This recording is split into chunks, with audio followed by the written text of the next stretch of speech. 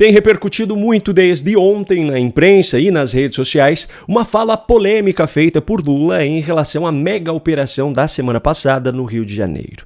Segundo o petista, houve uma matança e a operação foi desastrosa. Mas eu garanto para você que essa fala foi apenas a ponta de um iceberg de declarações polêmicas, controversas e mentirosas feitas por Lula nessa mesma entrevista. Uma delas, inclusive, coloca o ministro Alexandre de Moraes contra a parede. Para começo de conversa, a declaração que eu mencionei anteriormente e as demais que eu mostrarei nesse vídeo foram feitas em uma entrevista coletiva a correspondentes internacionais em Belém, onde Lula já está hospedado para participar da COP30. Caso você não tenha visto ainda a fala sobre a tal matança, não se preocupe, pois eu vou começar justamente por ela, pois é importante comentar também sobre o que Lula escondeu ao dizer isso. Acompanhe aqui comigo. Veja, nós estamos tentando essa investigação. Nós, inclusive, estamos tentando ver se é possível os legistas da Polícia Federal participarem do processo, sabe, de investigação da morte, como é que foi feito, porque tem muitos discursos, tem muita coisa, as pessoas foram enterradas sem que houvesse, sabe, uma perícia de outro órgão. Então, nós estamos trabalhando nisso, a Polícia Federal está trabalhando nisso, o Ministério da Justiça está trabalhando nisso, o Ministério Público Federal está trabalhando nisso. Vamos ver se a gente consegue fazer essa investigação, porque a decisão do juiz era uma ordem de prisão, não tinha uma ordem de matança, e houve a matança.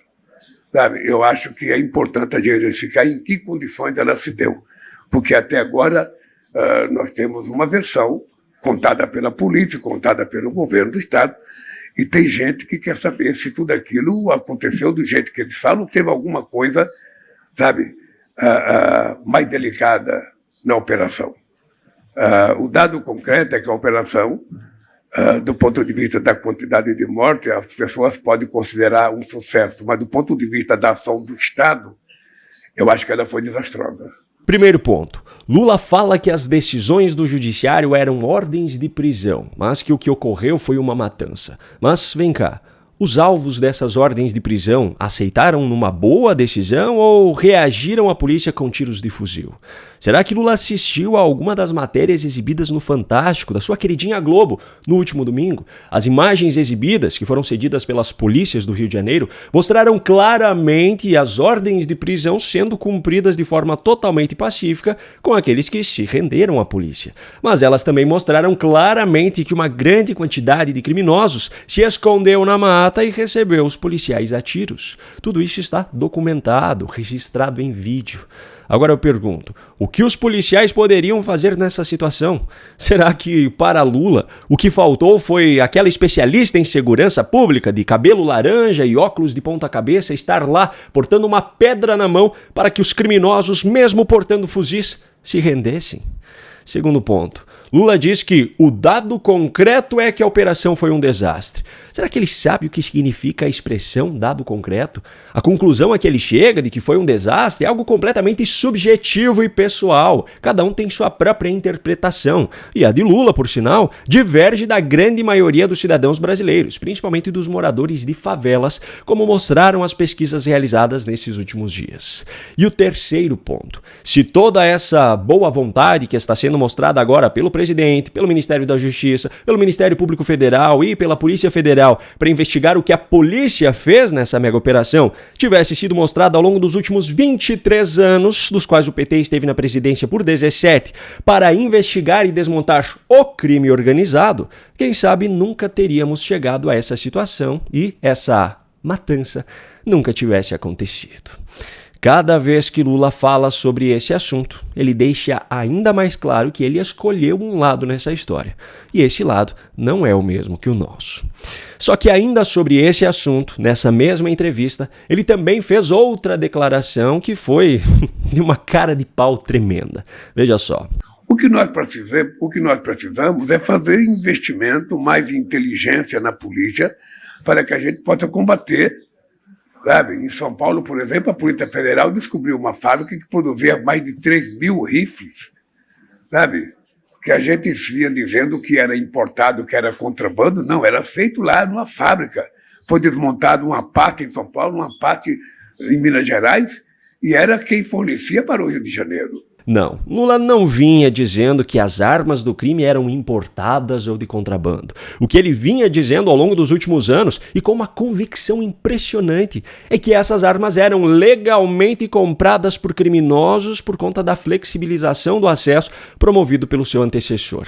Nessa semana mesmo eu mostrei alguns recortes em um vídeo que eu fiz, falando justamente que a descoberta dessas fábricas desmascarou essa narrativa de Lula. O mentiroso, ele legalizou a compra de arma. Então, quem está comprando arma deve ser o PCC, deve ser o Comando Vermelho, deve ser as pessoas que querem arma. Porque, no fundo, esse decreto de liberação de arma que o presidente anterior fez era para agradar o crime organizado. Porque quem consegue comprar é o crime organizado e gente que tem dinheiro. Faz pelo menos 4 anos que Lula ataca seu principal adversário com essa narrativa mentirosa para agora, na maior cara de pau, dizer simplesmente: a Polícia Federal descobriu que nós estávamos enganados. Agora, não pense que Lula foi o único desmascarado com essa história. Porque todos esses anos de mentiras sendo desmontados agora colocam contra a parede um ministro do Supremo Tribunal Federal também, por conta da sua completa omissão diante dessa comprovada disseminação de fake news em massa, inclusive em período eleitoral.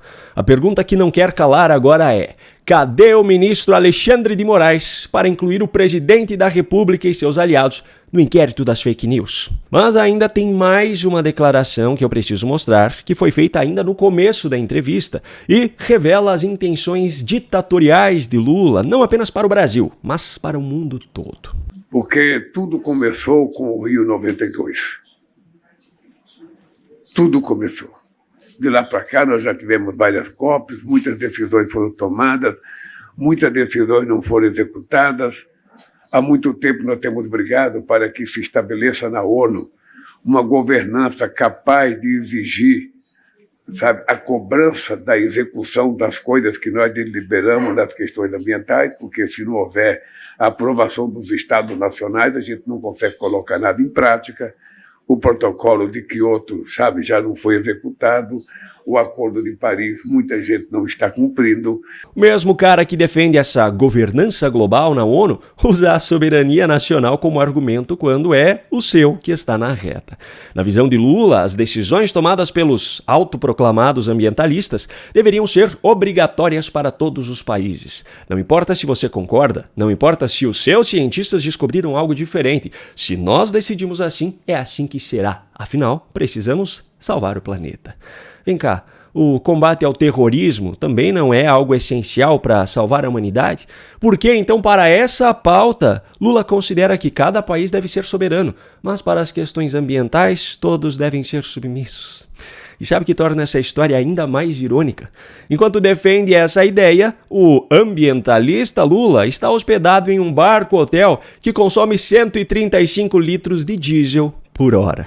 E aí, é hipocrisia ou não é?